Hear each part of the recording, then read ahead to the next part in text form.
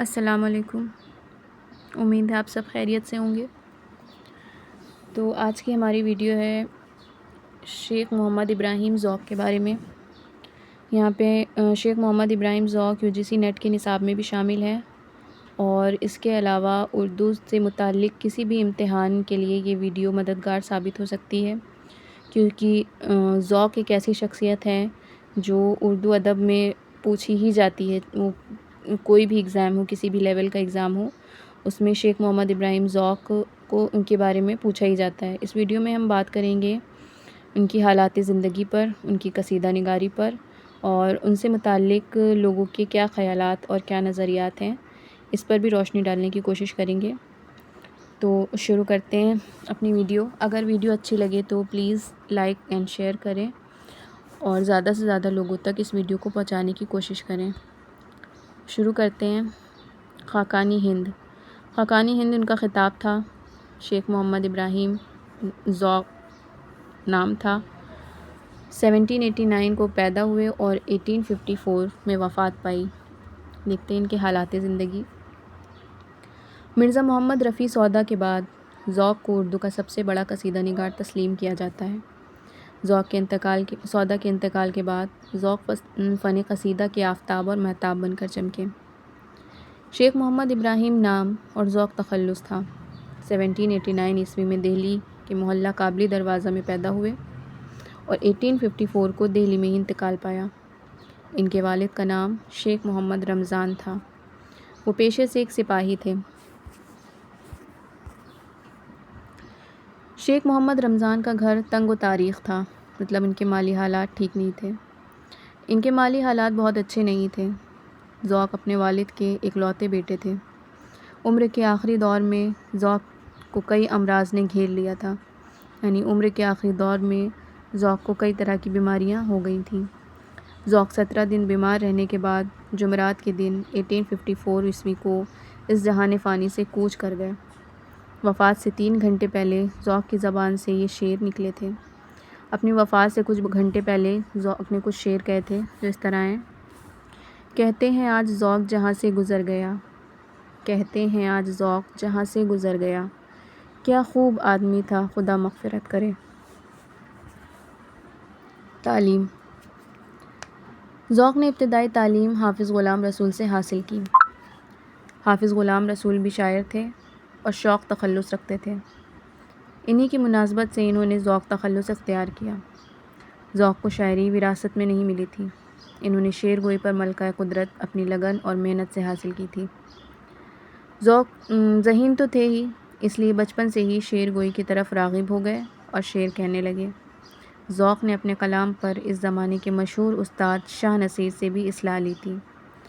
مطلب ذوق کو وراثت میں شاعری نہیں ملی تھی، ان کے خاندان میں کوئی اور شاعر نہیں تھا، لیکن ان کا ذوق شاعری کی طرف تھا، ان کا جھکاؤ شاعری کی طرف تھا، اس لیے اپنی لگن سے، اپنی محنت سے یہ بھی شعر کہنے لگے اور اس زمانے کے ایک مشہور استاد شاہ نصیر سے اصلاح لینے لگے۔ شاہ نصیر کی شاگردی میں آنے کے بعد ذوق کی شعر گوئی اور نکھرنے لگی۔ دہلی کے مشاعروں میں شرکت کرنے لگے اور ان کی شہرت دور دور تک پھیل گئی۔ لیکن جلد ہی ذوق کو یہ محسوس ہوا کہ استاد ان کے کلام پر خاطر خواہ توجہ نہیں دیتے تھے، لہٰذا ذوق نے استاد سے دوری اختیار کر لی۔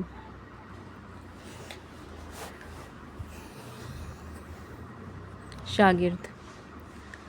ذوق کے شاگردوں میں بہادر شاہ ظفر، مولانا محمد حسین آزاد، نواب مرزا داغ دہلوی، انور دہلوی اور ظہیر دہلوی کے نام اہم ہیں۔ کتنے بڑے بڑے لوگ ذوق کے شاگرد تھے۔ بہادر شاہ ظفر جو آخری مغل سلطنت کے آخری بادشاہ بہادر شاہ ظفر، وہ بھی ذوق کے شاگرد تھے۔ مولانا محمد حسین آزاد بھی اردو ادب کا ایک بہت بڑا نام ہے۔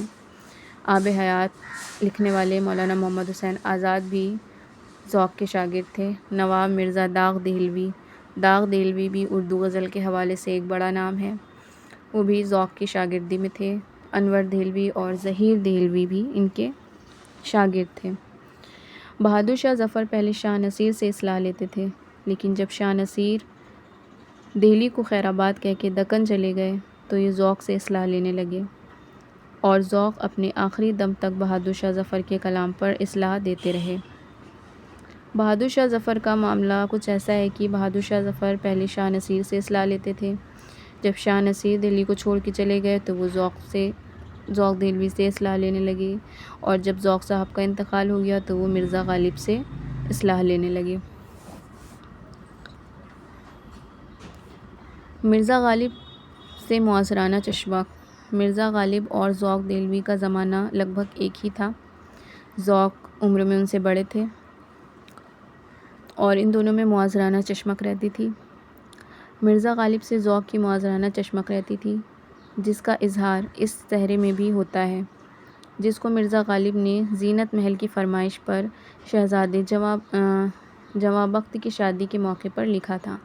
اس کا مقطع کچھ اس طرح ہے: خوش ہو اے بخت کے ہے کہ آج ہے تیرے سر صحرا، باندھ شہر آوے جو بخت کے سر پر صحرا، ہم سخن فہم ہیں غالب کے طرفدار نہیں، ہم سخن فہم ہیں غالب کے طرفدار نہیں، دیکھیں کہہ دے کوئی اس صحرے سے بڑھ کر صحرا۔ ذوق کو جب اس کی اطلاع ہوئی کہ غالب صاحب نے بھی ایک صحرا لکھا ہے تو انہوں نے اس کے جواب میں 4 مصرعے کچھ اس طرح سے تحریر کر ڈالے۔ لکھتے ہیں کہ اے جواں بخت مبارک تجھے سر پر صحرا، آج ہے یمن و سعادت کا تیرے سر صحرا، جن کو دعوائے سخن ہو یہ سنا دو ان کو، جن کو دعوائے سخن ہو یہ سنا دو ان کو، دیکھو اس طرح سے کہتے ہیں سخنور صحرا۔ ذوق نے اپنی پوری زندگی دہلی میں گزاری۔ ایک بار مہاراجہ چندو لال شادہ نے ان کو حیدرآباد آنے کی دعوت دی، مگر ذوق نہیں گئے اور جواب میں یہ لکھا: اگرچہ ہے ملک دکن میں ان دنوں قدرے سخن، اگرچہ ہے ملک دکن میں ان دنوں قدرے سخن، کون جائے ذوق پر دلی کی گلیاں چھوڑ کر۔ ذوق کی قصیدہ نگاری۔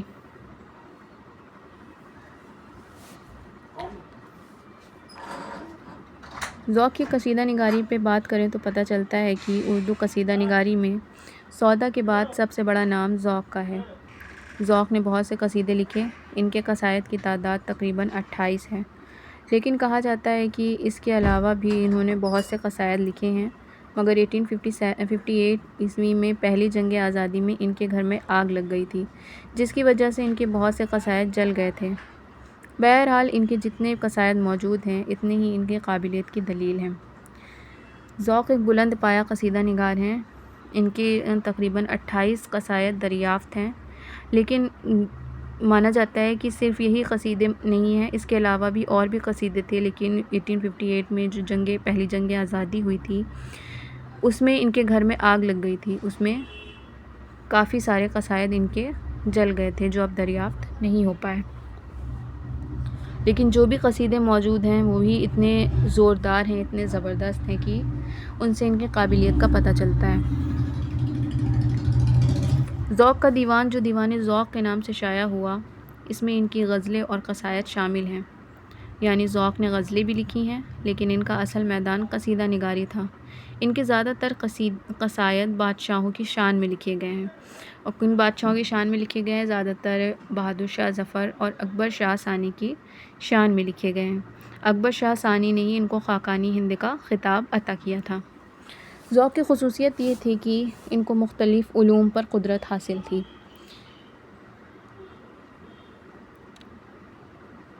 انہیں علم حیات، علم طب، علم نجوم، علم فلسفہ، علم تاریخ، علم منطق، علم موسیقی، علم تصوف، علم تفسیر، علم حدیث اور فقہ وغیرہ کا بھی علم حاصل تھا۔ اس کا اثر ان کے قصائد میں بھی صاف طور پر نظر آتا ہے۔ ذوق عربی اور فارسی بھی جانتے تھے، اس کا بھی اثر ان کے کلام پر دیکھا جا سکتا ہے۔ انہوں نے اپنے قصیدوں میں بھاری بھرکم الفاظ کا استعمال کیا ہے۔ ایسا نہیں ہے کہ انہوں نے صرف مشکل زبان ہی استعمال کی ہے، بلکہ کئی جگہ پر آسان اور عام فہم زبان کا بھی استعمال کیا ہے۔ ذوق کے قصیدے میں تشبیب۔ جیسے کہ پہلے بھی بتا چکے ہیں قصیدے والی ویڈیو میں، تشبیب کسے کہتے ہیں؟ تشبیب اسے کہتے ہیں جہاں پہ شاعر اصل موضوع سے ہٹ کر تمہید کے طور پر کچھ اشعار کہتا ہے۔ اس میں وہ دنیا کی بے ثباتی کا ذکر بھی کر سکتا ہے، اور حسن و عشق کے معاملات بھی پیش کر سکتا ہے، اور پنت و نصیحت کی باتیں بھی کر سکتا ہے۔ تو ذوق نے کس طرح کی تشبیب لکھی ہے دیکھتے ہیں۔ فنی اعتبار سے دیکھا جائے تو ذوق ایک کامیاب قصیدہ نگار نظر آتے ہیں۔ انہوں نے قصیدے کے اجزائے ترکیبی کو بہت بہتر طریقے سے استعمال کیا ہے۔ قصیدے کا آغاز تشبیب سے ہوتا ہے۔ ذوق نے تشبیب پر پورا زور دیا ہے۔ ذوق نے اپنی تشبیب میں مختلف موضوعات کو شامل کیا ہے۔ ہر قسم کے موضوعات کو انہوں نے اپنی تشبیب میں سمو دیا ہے، جس سے ان کی فنکارانہ مہارت کا پتہ چلتا ہے۔ گریز، تشبیب کے بعد گریز کا نمبر آتا ہے۔ گریز وہ شعر ہوتے ہیں جن میں شاعر تشبیب کو ترک کر کے مدح کی طرف راغب ہوتا ہے۔ مدح شروع کرنے سے پہلے اور تشبیب کو ختم کرنے پر جو 2 یا 4 شعر شاعر کہتا ہے انہیں گریز کہتے ہیں۔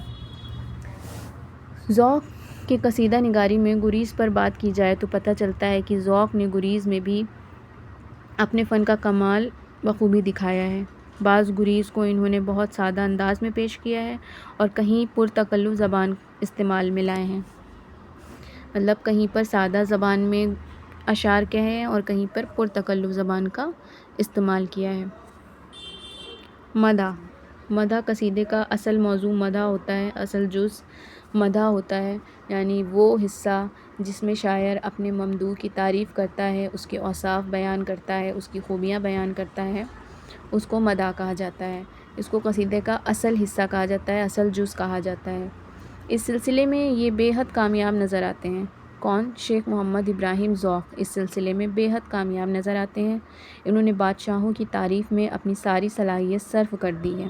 ذوق نے ممدوح کی تعریف کرنے کے ساتھ ساتھ اس کے تمام لوازمات مثلاً گھوڑے، جوتے، ہتھیار، کپڑے وغیرہ کی تعریف کی ہے اور ان کی خوبیاں بیان کی ہیں۔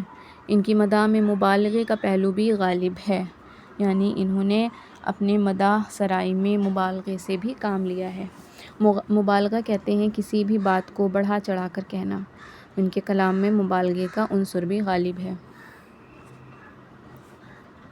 مدعا اور دعا، قصیدے کا آخری جز ہوتا ہے مدعا اور دعا۔ مدعا کہتے ہیں وہ جز جس میں شاعر اپنا مدعا بیان کرتا ہے، یا اس کی جو بھی غرض ہوتی ہے یا جو بھی مطلب ہوتا ہے اس کو بیان کرتا ہے، لیکن ذوق کے یہاں یہ کم پایا جاتا ہے۔ انہوں نے مدعا کا پہلو کم استعمال کیا ہے، انہوں نے مدعا کے بجائے دعا پر زیادہ زور دیا ہے۔ ذوق کے یہاں اس پہلو کو دیکھا جائے تو پتہ چلتا ہے کہ انہوں نے اسے روایتی انداز میں اپنایا ہے۔ ان کے قصیدوں میں مدعا کو زیادہ اہمیت حاصل نہیں ہے۔ ذوق نے اپنے قصیدوں کو دعا پر ختم کیا ہے۔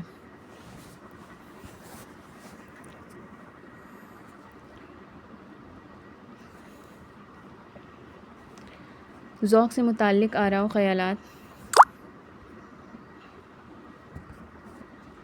دیکھتے ہیں لوگوں کے کیا خیالات ہیں ذوق سے متعلق۔ مولانا محمد حسین آزاد لکھتے ہیں کہ مولانا محمد حسین آزاد نے ذوق کو اردو نظم کا خاتم قرار دیا ہے۔ اردو نظم کا خاتم یعنی اردو نظم ان کے اوپر ختم ہوتی ہے۔ اچھا، مولانا محمد حسین آزاد اس طرح کے بیانات کیوں دیتے تھے؟ کیونکہ وہ ان کے شاگرد تھے اور بہت زیادہ عقیدت اور محبت رکھتے تھے وہ شیخ محمد ابراہیم ذوق سے، اس لیے اپنی عقیدت کی وجہ سے بھی وہ کچھ ایسے بیانات دے دیتے تھے جو بہت زیادہ حد درجہ تک معلوم ہوتے تھے۔ مطلب ذوق کو اردو نظم کا خاتم قرار دیا، یعنی اردو نظم ختم ہوتی ہے ذوق پہ، ایسا مولانا محمد حسین آزاد کا خیال ہے۔ پھر امداد امام اثر لکھتے ہیں مرزا رفیع سودا کے بعد قصیدہ گوئی میں شیخ ابراہیم ذوق کا نمبر ہے، مگر ان دونوں شاعروں میں پہاڑ اور ٹیلے کا فرق ہے۔ امداد امام اثر لکھتے ہیں یہ کیا؟ مرزا محمد رفیع سودا، اردو قصیدے میں سب سے بڑا نام مرزا محمد رفیع سودا کا ہے، اس کے بعد شیخ محمد ابراہیم ذوق کا نام آتا ہے، مگر ان دونوں میں پہاڑ اور ٹیلے کا فرق ہے، یعنی اگر مرزا محمد رفیع سودا پہاڑ ہیں تو اس کے سامنے شیخ محمد ابراہیم ذوق ٹیلے کی مانند ہیں۔ کیوں ٹیلے کی مانند ہے؟ کیونکہ ان دونوں شاعروں کے بیچ اور کوئی دوسرا شاعر دیکھنے کو نہیں ملتا۔ سودا، سودا کے بعد ذوق، اس کے بعد تو کوئی دوسرا شاعر قصیدہ نگاری میں دیکھنے کو ملتا ہی نہیں ہے۔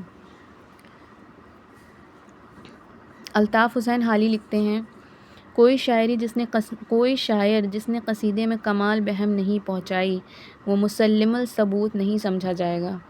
خود مرزا غالب کا قول تھا کہ جو قصیدہ نہیں لکھ سکتا اس کو شعراء میں شمار نہیں کرنا چاہیے۔ اس بنا پر ذوق کو پورا شاعر اور شاہ نصیر کو آدھا شاعر مانتے تھے۔ حالی کیا لکھتے ہیں کہ قصیدہ ایک بہت ہی اہم صنف اور بہت ہی مشکل صنف ہے، ہر کوئی اس میں طبع آزمائی نہیں کر سکتا۔ تو حالی لکھتے ہیں کہ غالب نے یہ خیال ظاہر کیا تھا کہ جو قصیدہ نہیں لکھ سکتا اس کو شاعروں میں شمار نہیں کرنا چاہیے، اسی لحاظ سے وہ شاہ نصیر کو آدھا شاعر اور ذوق کو پورا شاعر تسلیم کرتے تھے، کیونکہ ذوق نے قصیدے بہت بڑی تعداد میں لکھے ہیں اور شاہ نصیر نے کوئی بھی قصیدہ نہیں لکھا تھا۔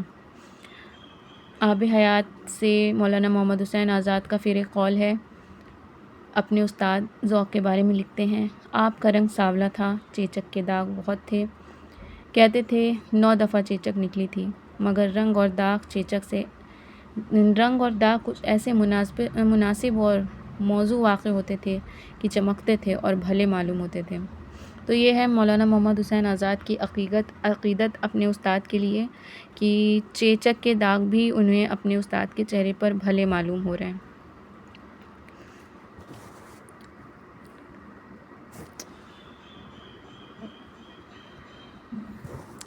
امید ہے ویڈیو آپ کو پسند آئی ہوگی۔ شیخ محمد ابراہیم ذوق سے متعلق جتنی بھی چیزیں تھیں ان سب کو یہاں پیش کرنے کی کوشش کی گئی ہے، اور اگر ویڈیو پسند آئی ہے تو پلیز لائک کریں، شیئر کریں، سبسکرائب کریں اور زیادہ سے زیادہ لوگوں تک اس ویڈیو کو پہنچائیں جن کو صحیح نوٹس نہیں مل پاتے، صحیح کنٹینٹ نہیں مل پاتا، ان تک یہ ویڈیو پہنچانے کی کوشش کریں۔ اور ہمارے ٹیلی گرام چینل کو بھی آپ جوائن کر سکتے ہیں، اس میں ہماری ساری ویڈیوز کے لنک مل جائیں گے، اور کچھ کوئز پولز وغیرہ بھی اردو سے ریلیٹڈ اس پہ کنڈکٹ کیے جاتے ہیں۔ تو شکریہ، ملتے ہیں اگلی ویڈیو میں، اللہ حافظ۔